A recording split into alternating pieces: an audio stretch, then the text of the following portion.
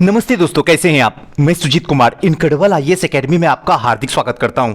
आज का वीडियो जो है ये एनसीईआरटी का महासंग्राम चल रहा है और इस महासंग्राम में आज हम लोग जो पढ़ेंगे फ्रांस की क्रांति का दूसरा पार्ट पढ़ेंगे, क्योंकि फ्रांस की क्रांति एक बहुत लंबी क्रांति है और यहां तो 9th क्लास की है तो थोड़ी सी छोटी भी है, लेकिन जब आप ऑप्शनल में पढ़िएगा हिस्ट्री को तो एक लंबी सीरीज है। कम से कम अगर 3 घंटा पर डे क्लास लूंगा तब भी कम से कम 10 दिन चला जाएगा और तब जाके कंप्लीटली तरीके से समझ में आएगा कि फ्रांस की क्रांति थी की, क्योंकि यहां से हमेशा क्वेश्चन पूछा जाता है, चाहे वो किसी भी पीसीएस हो या फिर यूपीएससी हो, यहां से क्वेश्चन दागेगा तो दागेगा ही दागेगा। इसलिए ये जो चैप्टर है बहुत ही इंपॉर्टेंट हो रहा और सबसे दुख की बात यह है कि लोग जो है इसका आंसर राइटिंग लिख के पीडीएफ फॉर्म में नहीं सेंड कर रहे हैं। ये बहुत बड़ी गलती आप कर रहे हैं। अगर सोच रहे हैं कि बिना दिए हुए हमारा सिलेक्शन हो जाएगा तो ये ख्वाब है, हकीकत में कभी नहीं बदल सकता है, क्योंकि मेरा पढ़ाना, मेरा बोलना, मेरे कहने से आपके दिलों के अंदर सुनामी पैदा कर जाना ये सक्सेस का कोई निशानी नहीं है, बल्कि ये आपको मोटिवेट रखेगा, ये आपको पॉजिटिव की तरह से स्ट्रॉन्ग रखेगा कि कोई आपको आसपास में हिलाने वाला नहीं हो। तो इसका मतलब ये नहीं कि आप अपना कर्म छोड़ दीजिए, ये गलत है। अगर ये सोच रहे हैं तो ये अंधविश्वास है। हकीकत है आपको कर्म करना पड़ेगा, आपको पसीना बहाना पड़ेगा, तभी जाके सक्सेस आपके बाहों में आके बैठेगी। अदरवाइज जिंदगी भर सक्सेस के पीछे भागते रहिए, सक्सेस आपसे दूर भाग जाएगा। सोचना आपको है, मेरा तो वक्त जा चुका है, आपका ना जाए, इसीलिए एनसीईआरटी को अच्छे तरीके से पढ़िए। जितनी बातें बताता हूं उसको पूरी तरीके से फॉलो कीजिए। उसके बाद अगर सक्सेस न लगे तो इसका जिम्मेदार मैं खुद उठाने के लिए तैयार हूं आपका। चलिए, आज का सेशन स्टार्ट करने से पहले अगर अभी तक आप हमारे चैनल को सब्सक्राइब नहीं किए तो सब्सक्राइब कर लीजिए, बेल आइकन पे प्रेस करके ऑल बटन पे क्लिक कर लीजिए। इससे यह होगा मेरा लेटेस्ट से लेटेस्ट वीडियो का अपडेट जो है आपके मोबाइल स्क्रीन पे आता रहेगा। तो चलिए दोस्तों, आज का सेशन स्टार्ट करते हैं। आज जो होगा सेकेंड पार्ट यहां से शुरू होगा, क्रांति की शुरुआत कैसे होती है। क्रांति की शुरुआत इससे पहले अभी तक हमने आपको बताया कि किस तरीके से लुई 16वां जो है सत्ता में शासन करता है। उसके बाद धीरे धीरे स्थिति खराब होते चली जाती है, 3 स्टेट में बट जाता पूरी की तरह से फ्रांस। पहला स्टेट जो होता है उसमें पादरी वर्ग को रखा जाता, दूसरा सामंतों को रखा जाता और तीसरा जो है किसान, मजदूर, शिक्षित, वकील वगैरह वगैरह जो भी होते हैं तीसरे स्टेज में रखा जाता है। पहले और दूसरे स्टेट वाले को कर्ज नहीं लिया जाता है और तीसरे स्टेज में जो बैठे हुए लोग हैं जिनकी स्थिति बद से बदतर है उन्हीं से कर्ज भी लिया जाता है, कर भी लिया जाता है, उन्हीं से जो है धार्मिक कर भी दिया जाता है, मतलब मांगा जाता है। हर तरीके से इन्हीं को सताया जाता है। देश की स्थिति जब खराब हो जाती है तो कर जो लगाया जाता है एक अति लगवाना शुरू कर देता है, अति कर लगना शुरू हो जाता है, जिससे कि लोगों के अंदर सरकार के खिलाफ जो है विद्रोह पैदा शुरू हो जाता है। यहां का जो है एक बेसिक नीड जो खाने का पाव रोटी है उसकी कीमत भी महंगा कर दी जाती है, जिसके कारण विद्रोह जो है चरम सीमा पे जाके पहुंच जाती है। यहां के बाद जो भी किसान वर्ग हैं, किसान वर्ग में यह देखा जाता है कि इनका खेत मान लीजिए 100 बीघे का, सपोज कीजिए 100 बीघे का, तो पता चलता है कि 60 से 70 बीघे तक का जो जमीन है वो किसका है, तो कहीं ना कहीं सामंतों का ही है। और मुश्किल से 30 से 40 बीघा जो जमीन है, या कहिए एकड़ कह लीजिए, एकड़ ही मान लीजिए, 100 एकड़ है तो 30 से 40 एकड़ जो है वो किसका है, तो किसान मजदूर है, जिसपे हक करते हैं। ये भी कहीं ना कहीं एक बहुत बड़ी विषमता उत्पन्न कर देती है, जो फ्रांस की क्रांति में एक तरीके से बहुत बड़ा रोल आगे अदा करने वाली है। दोस्तों, एक बात बता दूं आपको कि कोई भी क्रांति होती है उसका तत्कालिक कारण तो हमें दिखता है, लेकिन इसका मतलब यह नहीं होता है कि सिर्फ उसी दिन क्रांति शुरू हुई थी। इसके पीछे जो है बहुत दिनों से, कभी तो महीनों होता है, कभी सालों होता है, कभी दशकों तक इसकी पृष्ठभूमि तैयार होती है और तब जाके कोई ऐसी तत्कालिक कारण होती है, कोई ऐसी चिंगारी होती है जो लगते ही वो क्रांति एकाएक जो है पूरी दुनिया के सामने आ जाती है। उसमें फ्रांस की क्रांति भी थी। आगे देखिएगा कैसे कैसे चलेगा। अब यहां के बाद आगे चलते हैं। क्लियर? पिछले भाग में आपने देख चुके हैं कि किन कारण से लुई 16वां ये समझ में आ रहा है ना, एक्स मिस होता 10, क्योंकि नए नए लोग जो जुड़ रहे हैं हो सकता है उनको दिक्कत हो रहा हो और आपको भी एक बार रिपीट हो जाए ताकि कंफ्यूजन ना हो। V का मतलब 5 होता है, रोमन लेटर है ये, और I का मतलब होता है 1। तो 10, 5, 15, 116, यानी लुई 16वां ने क्या करता है कि कर बढ़ा दिए गए थे। पिछले भाग में हमने आपको बताया था कि लुई 16वां किस तरीके से जो है कर को बढ़ा दिया था। क्या आप सोच सकते हैं उसने ऐसा कैसे किया? प्राचीन राजतंत्र के तहत जो है फ्रांसीसी सम्राट अपनी मर्जी से कर नहीं लगा सकता था।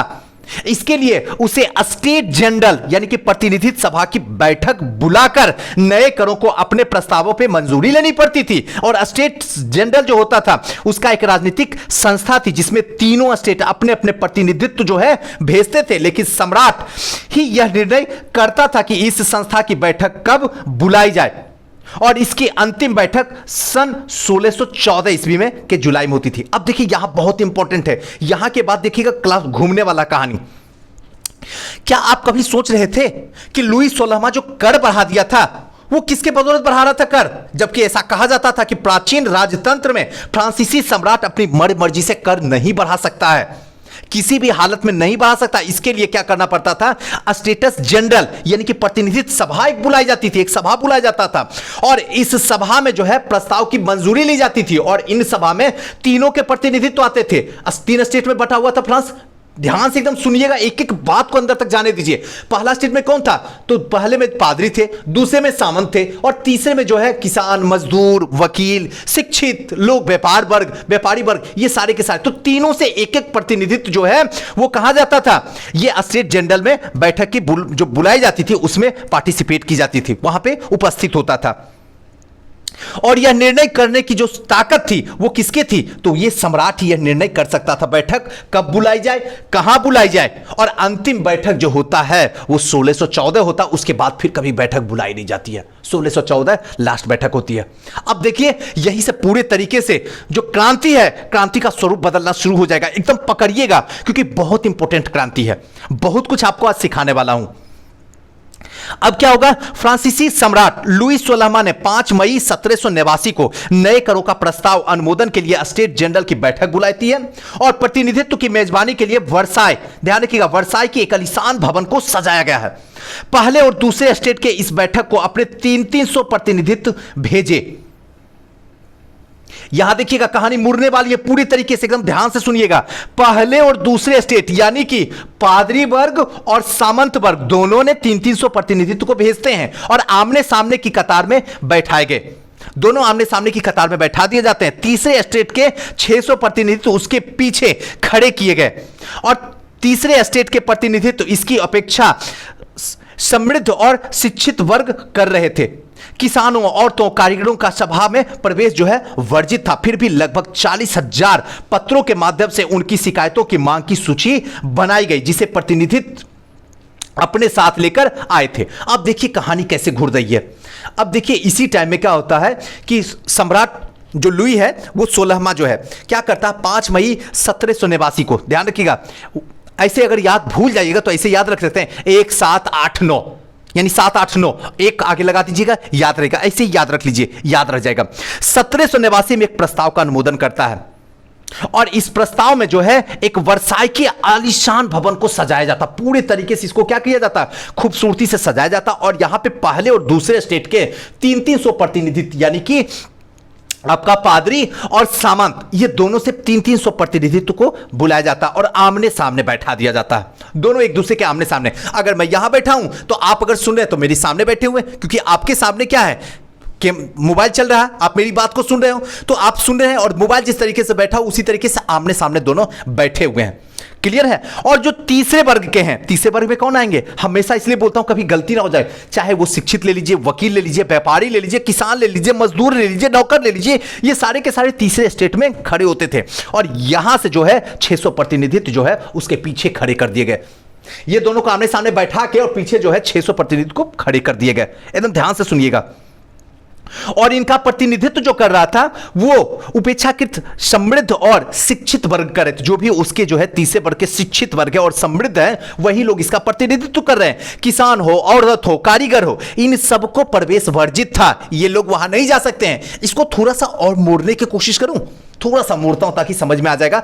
थोड़ा सा आके आपको ले चलता हूं अपने प्राचीन काल, हिंदुस्तान के प्राचीन काल में लेके चलता हूं। यहां पे जब ब्राह्मणवादी आ गया तो आपको क्या था कि किसी भी हालत में जो पिछड़े वर्ग हैं, महिलाएं हैं, ये सारे के सारे जो है किसी भी कर्म कांड में भाग नहीं ले सकती है। किसी भी तरीके का पुराण या पढ़ा जो जाएगा उसमें वेद में ये क्या करेगी? पार्टिसिपेट, मतलब क्या, वहां जा नहीं सकती है। इस तरीके से क्या कर दिया गया था? वर्जित कर दिया गया था। सेम टू सेम, थोड़ा सा यहां पे थोड़ा सा अगर लिखिएगा ना इस टाइप से, थोड़ा सा हिंदुस्तान को जोड़ के अगर लिख दीजिएगा ना, आपकी आंसर जो होगी उसकी खूबसूरती बढ़ जाएगी औरों की अपेक्षा। क्योंकि आप जो है फ्रांस की क्रांति का जो जिस तरीके से स्टेट बाय स्टेट बांटा हुआ था, वैसे ही आप हिंदुस्तान के प्राचीन काल में ले जाके आपने बता दिया था कि किस तरीके से वर्णों से विभाजित किया गया था। पहले तो किया गया था कि आपके काम के आधार पर, और फिर कर दिया गया था जाति के आधार पर। इन सारी चीजों को थोड़ा सा कोट कर दीजिएगा ना, आपकी आंसर में खूबसूरती इतनी खूबसूरत हो जाएगी कि जो नंबर आपको वाकई में चाहिए इंटरव्यू के लिए, वो नंबर आपको आयोग एकदम खुशी खुशी दे देगा। बस यही चीज है। और जो चीज बात बताता हूं उसको पकड़ने की कोशिश कीजिए, और थोड़ा सा सुनिए ही नहीं, उसका उपयोग भी कीजिए। अगली आंसर जब लिखिए तो थोड़ा सा उसको जो है जोड़ने की कोशिश कीजिए, मजा आ जाएगा। हो गया। अब यहां के बाद आगे, स्टेटस जनरल के नियमों के अनुसार प्रत्येक वर्ग को एक मत देने का अधिकार था। स्टेट जनरल का एक नियम था कि प्रत्येक वर्ग जो है, चाहे वो प्रथम हो, द्वितीय हो या तृतीय, सबको जो है एक मत देने का अधिकार रखा गया था। कौन कह रहा था? तो स्टेट जनरल कह रहा था। क्लियर हो रहा है ना? इस बार भी लुई 16वां इस प्रथा का पालन करने के लिए दृढ़ प्रतिज्ञ थे, परंतु तीसरे वर्ग के प्रतिनिधित्व ने मांग रखी कि अब की बार पूरी सभा द्वारा मतदान कराया जाना चाहिए, जिसमें प्रत्येक सदस्य को एक मत देने का अधिकार होगा। और यह लोकतांत्रिक सिद्धांत था जिसे मिसाल के तौर पर रूसो ने अपनी पुस्तक दी सोशल कॉन्ट्रैक्ट के प्रस्तुत में किया था। दी सोशल कॉन्ट्रैक्ट जो था, ये किनकी पुस्तक थी? तो रूसो की थी। ये ध्यान रखिएगा, कभी कभी प्रीलिम्स में हो सकता है पूछ दे, हो सकता है। प्रस्तुत किया था। जब सम्राट ने इस प्रस्ताव को अस्वीकार कर दिया, सम्राट क्या किया? ये प्रस्ताव को कहा नहीं ना, ये सब नहीं होने वाला है, तो तीसरे स्टेट के प्रतिनिधित्व ने विरोध जताते हुए सभा से बाहर चले गए। अब देखिए कहानी कहां हो गई है। अब तो आपको पता चल रहा होगा कि पृष्ठभूमि कैसे कैसे तैयार हो रही है क्रांति के लिए। ये सारी की सारी बातें आपको बता रहा हूं, क्रांति के लिए पूरे तरीके से पृष्ठभूमि तैयार की जा रही है। अब देखिए यहां पे हो क्या रहा। यहां पे क्या था कि प्रत्येक प्रतिनिधित्व से एक एक जनरल, स्टेट फर्स्ट से, स्टेट सेकंड से, स्टेट थर्ड से एक एक प्रतिनिधि जाएंगे, वो भाग लेंगे। लेकिन तीसरे स्टेट वाले लोग बोले कि नहीं, ये सबको समान अधिकार होना चाहिए, सबको प्रतिनिधित्व करेगा, सबको में किसी तरीके की कोई जातीयता नहीं होगी, सबको मत देने का अधिकार समान होगा। और ये बातें जो है वो क्या हो गई, जो वहां पे सरकार जिनकी थी, जो सम्राट थे, वो इन्होंने इस बात को अस्वीकार कर दिए। अस्वीकार करते ही तीसरे स्टेट वाले क्या किए? विरोध जताते हुए बाहर, वर्साई से सीधे बाहर निकल गए। जो करना कर लो, जो उखाड़ना उखाड़ लो, मैं नहीं हूं तैयार। अब पूरी तरीके से पृष्ठभूमि क्रांति की बनना शुरू हो चुकी है। एकदम ध्यान से रुकिएगा, समझिएगा। अब तीसरे स्टेट के प्रतिनिधित्व खुद ही संपूर्ण फ्रांसीसी राष्ट्र की प्रवक्ता मानते थे। तीसरे स्टेट जो थे वो प्रतिनिधित्व जो खुद को क्या करते थे, संपूर्ण जो है फ्रांसीसी राष्ट्र के प्रवक्ता तीसरे अपने आप को मानते थे। 20 जून को प्रतिनिधित्व वर्साई की इंडोर टेनिस कोर्ट में जमा हुए और उन्होंने अपने आप को नेशनल असेंबली घोषित कर दिया और शपथ ली कि जब तक सम्राट की शक्ति को कम करने वाला संविधान तैयार नहीं किया जाएगा तब तक असेंबली भंग नहीं होगा। और इसका नेतृत्व जो है मियाबो और आबे सीए, ध्यान रखिएगा, मियाबो और आबे सीए ने किया। मियाबो का जन्म कुलीन परिवार में हुआ था, लेकिन वह सामंती विशेषाधिकार वाले समाज को खत्म करने की जरूरत से सहमत था। उसने एक पत्रिका निकाली और वर्साई में जुटी भीड़ के समक्ष जो है जोरदार भाषण भी दिए। आबे ने सीए मूलतः जो है पादरी था और इसने तीसरा स्टेट क्या है शीर्षक की एक अत्यंत प्रभावशाली प्रचार की पुस्तिका लिखी। यह बहुत इंपॉर्टेंट है। अब देखिए ये कैसे हो रहा। असेंबली से क्या होते हैं, तीसरे स्टेट वाला कहते हैं भाई सबको समान अधिकार दो। सम्राट क्या कहता है, ऐसा नहीं होगा, जो तुमको करना कर लो। अस्वीकार कर देता, सारे लोग बाहर निकल जाते हैं। बाहर निकलते हो, तीसरे स्टेट के जो प्रतिनिधित्व होते हैं वो ये बताते हैं कि संपूर्ण फ्रांस राष्ट्र का जो है प्रवक्ता खुद को मानना शुरू करते हैं। और वहीं पे वर्साई के टेनिस कोर्ट में सारे के सारे जमा हो जाते हैं। वहीं पे क्या एक स्टेडियम है और वहीं पे जाके क्या होते हैं, जमा हो जाते हैं। सारे के सारे लोग वहीं पे जमा हो जाते हैं और उन्होंने अपने आप को नेशनल असेंबली घोषित कर देते हैं। और सारे लोग कहते हैं कि हम ही नेशनल असेंबली है और शपथ ली कि जब तक सम्राट की शक्ति को कम ना कर दिया जाए, संविधान में ऐसा किया ना जाए, तब तक असेंबली भंग नहीं होगा किसी भी हालत में। और इसका नेतृत्व जो करने वाले थे वो मियाबो थे और आबे थे। मियाबो जो कि कुलीन परिवार में थे और जिनको जो है सामंती विशेषाधिकार वाले समाज को जो है खत्म करने के कटिबद्ध हो गए थे। इन्होंने एक जोरदार भाषण भी दिया और वहीं आवे जो थे पादरी थे उसके बाद भी उसने तीसरे स्टेट क्या है शीर्षक के अत्यंत प्रभावशाली जो है प्रचार पुस्तिका पंपलेट भी लिखी। क्लियर? थोड़ा सा इसको देख लेते हैं ताकि इस साइड को कुछ महत्वपूर्ण तिथियां हैं इसको आपको देख लेते हैं, क्योंकि आप तो देख नहीं पाइएगा। मुझे पता अगर मैं जो चीज को छोड़ दूंगा आप भी आराम से कहिएगा सुजीत सर छोड़ दिए, तो हम भी छोड़ देते हैं क्योंकि सुजीत सर के नजर में हो सकता है इंपॉर्टेंट ना हो, तो ऐसा कुछ भी नहीं है। हम इसलिए छोड़ देते हैं क्योंकि हम समझते हैं कि इतना आप पढ़ सकते हैं। इसके लिए सुजीत सर की आपकी जरूरत नहीं है क्योंकि फिर वीडियो लंबा हो जाएगा तो थोड़ा सा दिक्कत हो सकता है। लेकिन खैर चलिए कोई बात नहीं है, जब एनसीईआरटी पढ़ा ही रहे हैं तो डिटेल से ही पढ़ाते हैं, डूब के ही पढ़ाते हैं। 1774 में लुई 16वां फ्रांस का क्या करता है? राजा बन जाता। कब? 1774 में। कहानी ध्यान से सुनना है। सरकारी खजाना खाली हो चुका है और प्राचीन राजतंत्र में समाज में असंतोष जो है गहराता जाता है। जब ये बनता है 1774 में राजा, तो पता चलता है कि जो खजाना है पूरी तरीके से खाली है। 1789 आता है, 74 के बाद 89 आता है। स्टेट जनरल का आह्वान होता है और तीसरे स्टेट नेशनल असेंबली का गठन हो जाता है और बास्तिल पर हमला होता है। देहाती में किसानों का विद्रोह शुरू हो जाता है। बास्तिल, ये बास्तिल वही किला है जहां पे क्या है कैदियों को क्या किया जाता था? रखा जाता था, वहीं पे जमा किया जाता। और कुछ विद्रोहियों जो आए थे फ्रांस में, इकट्ठा हुए थे गांव से आके, तो यही लोग जो है बास्तिल के किला पे हमला किया जाता। ये सोचते हैं कि यहां पे बहुत सारा जो है बम, गोला, बारूद, हथियार मिलेगा और यहां पे क्या करते हैं? आक्रमण कर देते हैं। वहां के जनरल अधिकारी को मार भी देते हैं और वहां जो भी कैद रहते हैं उन सारे को क्या किया जाता है? आजाद करा दिया जाता है। क्लियर है? 1791 आता है, 89 के बाद 91 का टाइम आ जाता है। सम्राट की शक्तियों पर अंकुश लगाने के लिए सभी मनुष्य की मूलभूत अधिकार प्रदान करने के लिए संविधान बनाया जाता है। अब 1791 में एक संविधान बनाना शुरू होता है जिसमें सम्राट की शक्तियों को पूरी तरीके से अंकुश लगाया जा सके।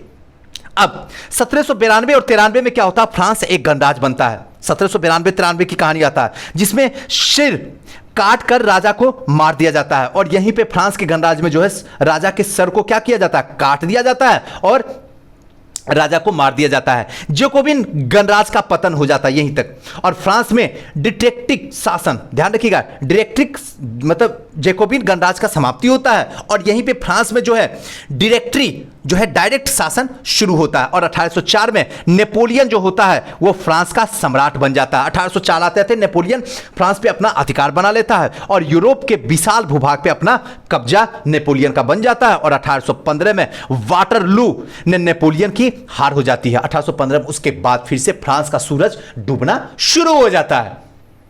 क्लियर? यही पूरी की पूरी कहानी है। चलिए आते हैं आगे।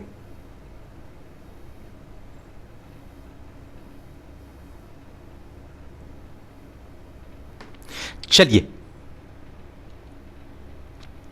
यहां पे देखिए टेनिस कोर्ट में शपथ शुरू होता है। यही है टेनिस कोर्ट, सारे लोग जो है खड़े हो गए हैं। एक विशाल पेंटिंग के लिए जो है जार्क लोड जो डोविड है उसके द्वारा बनाया गया जो है शुरुआती रेखांकित यह तस्वीर जो है नेशनल असेंबली में जो है लगाई जानी थी। यही तस्वीर को नेशनल असेंबली में लगाई जानी थी। चलिए आगे आते हैं।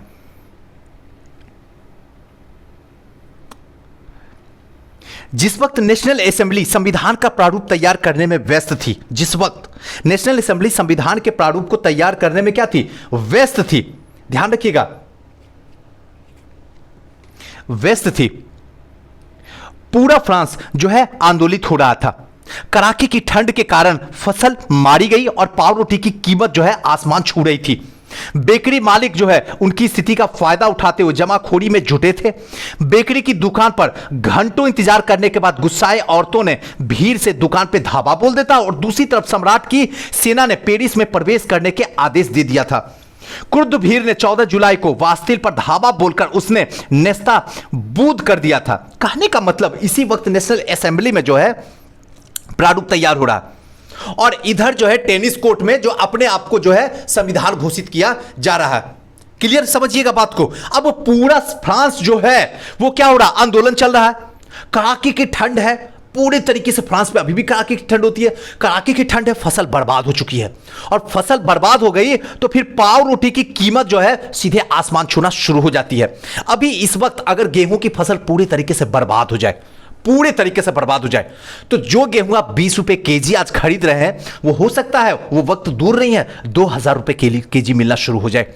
पैदावार हो नहीं, 3 साल तक पैदावार ना हो तो आप क्या कीजिएगा? खाना तो जरूरी है, सबको नीड है। आज 10 रुपए केजी अगर टमाटर आपको मिलता है तो आप क्या कहते हो? भैया एक काम करो ना, 15 रुपए में 1.5-2 केजी दे दो ना। और वही टमाटर जब 100 रुपए केजी हो जाता है, तब आप कभी नहीं बोलते हो भैया एक काम करो 150 रुपए में 2 केजी दे दो, और खरीद ही लेते हो। यह कहीं ना कहीं क्या है? हमारी मानसिकता को दिखाता है। अब यहां के बाद आसमान छू रहा है, जमाखोरी जो है पूरी तरीके से क्या हो जाता है? जो भी होते हैं इसके मालिक, जो बेकरी के मालिक होते हैं, जमाखोरी में जुट जाते हैं कि ज्यादा से ज्यादा फायदा हो। और इसको अगर जोड़ने की कोशिश कीजिए, अगर यह पॉइंट लिखना हो तो अभी किससे जोड़ दीजिएगा? कोरोना से जोड़ दीजिए, हिंदुस्तान में ले जाके फटाक से। क्योंकि कोरोना में भी तो वही हुआ, जो भी किराना दुकान था सबकी कीमत बढ़ाना शुरू कर दिया था, सरकार के कहने के बावजूद भी। तो यहां पे अगर जोड़ दीजिएगा तो क्या हो जाएगा? यही आंसर आपकी क्या हो जाएगी? दुनिया से अलग दिख जाएगी। और दुनिया से अलग दिखते ही आपका सिलेक्शन हो जाएगा। यही तो चाहिए। और चाहिए क्या? कोई एक्स्ट्रा थोड़ी चीज चाहिए। फ्रांस की क्रांति में अमेरिका की क्रांति थोड़ी जोड़ दीजिएगा, ये जर्मनी का एकीकरण थोड़ी जोड़िएगा। आपको फ्रांस की क्रांति जोड़ना होगा। लेकिन थोड़ा सा कोविड-19 का जोड़ दीजिएगा। जिस स्थिति से आ जाने के बाद में पूरे तरीके से जमाखोरी शुरू हो गया, वो चीज अगर जोड़ देते हैं, आंसर में खूबसूरती बढ़ जाती है। यही चीज तो चाहिए। अब औरतों जो है भीड़ के जो है लगी रहती है, और जो है कीमत आसमान छू रहा होता पाउंड रोटी के, तो उसके बाद धावा बोल देती है। और दूसरी तरफ जो है अगर देखा जाए तो सम्राट ने सेना को पेरिस में प्रवेश का आदेश दे देता। सम्राट कहता है कि पूरे तरीके से जो है पेरिस पे टूट पड़ो, और 14 जुलाई को बास्तिल पे धावा बोलकर नेस्ताभूत कर दिया जाता है। ये यहां तक कहानी है। अब यहां के बाद आगे देहाती इलाकों में गांव गांव यह अफवाह फैल गई कि जागीरों के मालिकों ने भीड़ पर लठैतों लुटेरों के जो है गिरोह बुला लिए हैं, जो पक्की फसल को तबाह करने पर निकल पड़े हैं। कई जिले में भय से आक्रांत होकर किसानों ने कुदाल और बेलचों से ग्रामीणों किलों पर जो है क्या कर देते हैं? आक्रमण कर देते हैं। उन्होंने अन्न भंडार को लूट लिया, लगान संबंधी दस्तावेज को जलाकर राख कर दिया। कुलीन बड़ी संख्या में अपनी जागीरें छोड़कर भाग गए। बहुतों ने तो पड़ोसी देश में जाकर शरण लेना शुरू कर दिया। अब देखिए ऐसी स्थिति होती है क्या कि देहाती इलाका में जो है गांव गांव एक अफवाह फैल जाती है।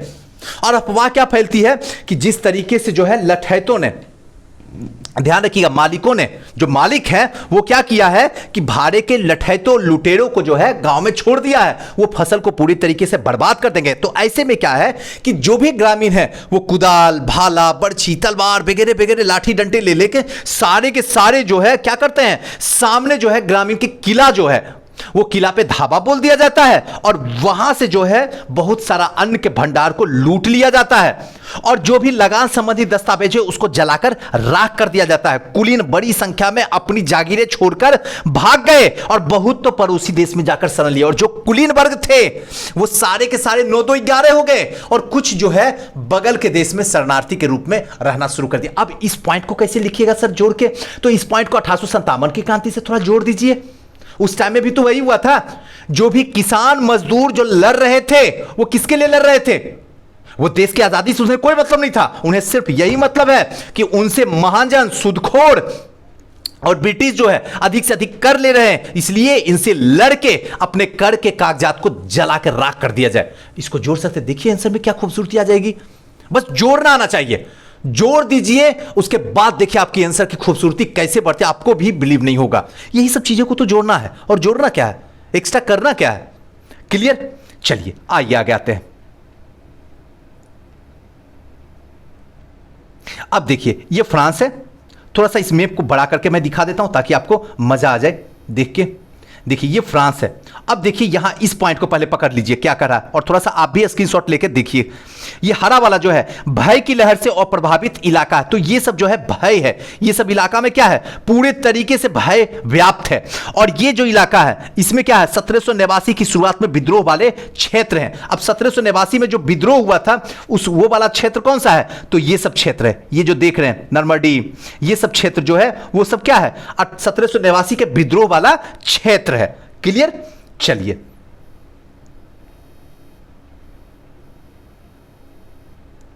आते हैं आगे। अपनी विद्रोही प्रजा की शक्तियों का अनुमान करके लुई 16वां ने अंततः नेशनल असेंबली को मान्यता दे ही दी और यह भी मान लिया कि उसकी सत्ता पर अब से संविधान का अंकुश होगा। और 4 अगस्त 1789 की रात को असेंबली ने करों, कर्तव्यों और बंधनों वाली सामंती व्यवस्था के उन्मूलन का आदेश को पारित कर देता है। पादरी वर्ग के लोग को भी अपने विशेषाधिकार को छोड़ देने के लिए विवश किया गया। धार्मिक कर भी समाप्त कर दिया गया और चर्च के स्वामित्व वाली भूमि जो है जब्त कर ली गई और इस प्रकार कम से कम 20 अरब लिब्रे की संपत्ति को जो है सरकार के हाथ में आ जाती है। कहने का मतलब जिस तरीके से विद्रोह फैलता जा रहा था, जो कि रुकने का नाम ही नहीं ले रहा था, गांव के गांव खड़े हो गए थे। अब सिर्फ छोटा सा फ्रांस का कोई जगह पेरिस ही नहीं, बल्कि फ्रांस का गांव गांव खड़ा हो गया था पूरे तरीके से विद्रोह करने के लिए। क्रांति फैल चुकी थी। इसको देखने के बाद जो सम्राट थे उन्होंने समझ में आ गया कि अब किसी भी तरीके से नेशनल असेंबली की मान्यता दे दी जाए और दे दिया गया। 4 अगस्त 1789 की रात को असेंबली ने करों, कर्तव्यों और बंधनों की सामंती व्यवस्था के उन्मूलन पारित कर देता है। और उसके बाद जो है जो भी पादरी वर्ग है, पादरी वर्ग जो ईसाई है, जिसको अगर कह सकते हैं एक तरीके से कोई, जैसे अगर आप हिंदू है तो पंडित कहते हैं, ठीक है ना, अगर आप मुस्लिम है तो मौलवी कहते हैं, उसी तरीके से अगर ईसाई हैं तो उसको पादरी कहा जाता है। क्लियर हो रहा है ना, बात समझ में आ रही होगी। अब इन लोगों को कहा गया कि आप अपना विशेषाधिकार छोड़ देने के पे छोड़ दीजिए, क्योंकि अब जो है कानून पारित हो गया है। अगर आप विशेषाधिकार को रखिएगा तो फिर आपको नुकसान का सौदा करना पड़ेगा। धार्मिक कर पूरी तरीके से समाप्त कर दीजिए, कोई धर्म का कर नहीं लगने वाला अब है। और चर्च की जो स्वामित्व वाली भूमि है, जो चर्च ने कह दिया ये भूमि भी मेरी, ये भूमि भी मेरी, ये भूमि भी मेरी, यहां भी मेरा, वहां भी मेरा, सबको छोड़ दीजिए। और करीब करीब 20 अरब लिब्रे, वहां की करेंसी है, ध्यान रखिएगा, लिब्रे, 20 अरब लिब्रे की संपत्ति जो है सरकार के हाथों में चली जाती है। क्लियर। अब यहां के बाद आगे फ्रांस की संवैधानिक राजतंत्र बन जाता है। फ्रांस की संवैधानिक राजतंत्र। अब यहीं रहने तक गर्मी बहुत ज्यादा है और अब बस नहीं चलता है कि आप और पढ़ा पाऊं, क्योंकि अगर बोल भी दूं ना तो समझा नहीं पाऊंगा, इसलिए आज यहीं तक रहने देते हैं। कल जो है फिर से इसको लेके आपके सामने आएंगे और जब पढ़ना ही है तो दिल से पढ़ना है, बस ईमानदारी से पढ़ना है, डूब के पढ़ना है, क्योंकि इसके बाद कोई आपको पढ़ाए या ना पढ़ाए, किसी कोचिंग में जाने की कोई जरूरत नहीं है। दुनिया की जो बुक मिल जाए जिसमें फ्रांसीसी क्रांति है, मैं दावे के साथ में कहता हूं बच्चों की तरह समझ में आ जाएगा आपको, यकीन मानिए। बस इस वीडियो को शुरू से अंत तक देखिए। याद रखिएगा, अगर आप इनक्रेडिबल परिवार के सदस्य बन चुके हैं तो किसी भी वीडियो को स्किप करने की कोशिश मत कीजिएगा, क्योंकि जिस दिन स्किप करने की आदत बन गई उस दिन आपकी सक्सेस भी आपसे स्किप करके निकल जाएगी। और यह मैं दिल से बोल रहा हूं, क्योंकि जो भी चीज करता हूं आपकी भलाई के लिए करता हूं, और अगर आपको स्किप करने की आदत है तो सक्सेस भी आपको स्किप करके निकल जाएगी। अब आपको जो चाहिए वो मिलेगा। स्किप या पूरा वीडियो देखना आपके ऊपर है। दोस्तों कैसा लगा ये वीडियो हमें जरूर बताइएगा, क्योंकि हमें आपके कमेंट का इंतजार रहता है। और हो सके तो इस वीडियो को ज्यादा से ज्यादा शेयर कीजिए। थैंक यू, नमस्कार।